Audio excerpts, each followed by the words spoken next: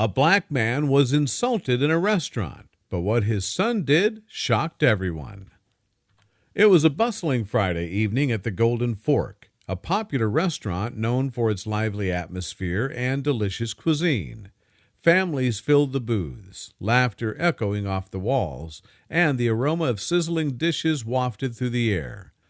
Among the diners was Marcus Thompson, a 35-year-old father enjoying a long-awaited dinner with his 12-year-old son Malik.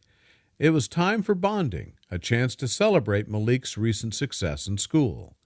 As they settled into their booth, Marcus noticed a group of men at a nearby table. They were loud, laughing boisterously, but their laughter quickly turned into something darker. One of the men, clearly intoxicated, pointed at Marcus and shouted a racial slur, followed by a string of insults. The atmosphere shifted. Laughter faded into a tense silence as patrons turned to witness the unfolding drama. Marcus felt a wave of anger wash over him. He had faced discrimination before, but it still stung.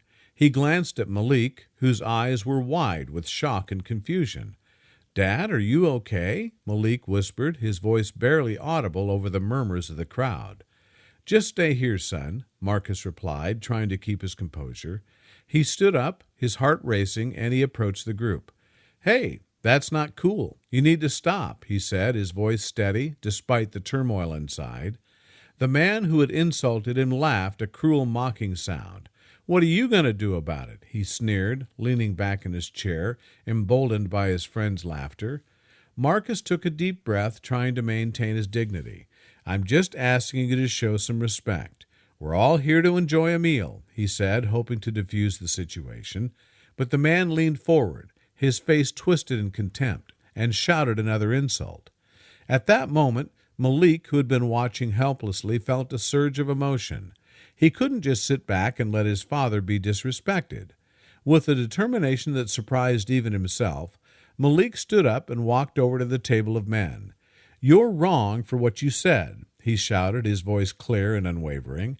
The restaurant fell silent again, all eyes now on the young boy who had dared to confront the adults.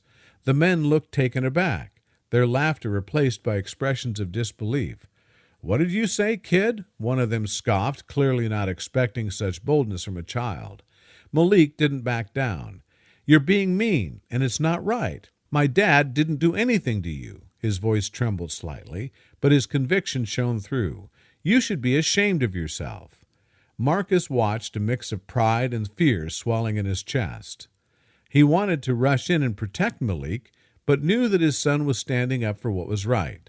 The tension in the room was palpable as the other diners began to murmur in support of Malik's bravery.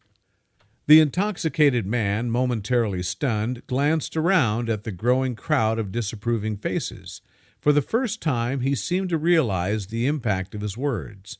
The laughter from his friends faded, replaced by an uncomfortable silence. "Whatever, kid," he muttered, trying to regain his bravado, but the fight had left him. Malik turned back to his father, who knelt down to embrace him. "I'm proud of you, son," Marcus said, his voice thick with emotion. "You showed real courage today." As they returned to their table, the atmosphere in the restaurant shifted. Applause erupted from several tables, and patrons began to cheer for Malik's bravery. The incident had sparked a wave of solidarity, and the restaurant staff quickly intervened, asking the disruptive group to leave. That night, as the Thompson family finished their meal, they knew they'd witnessed something powerful.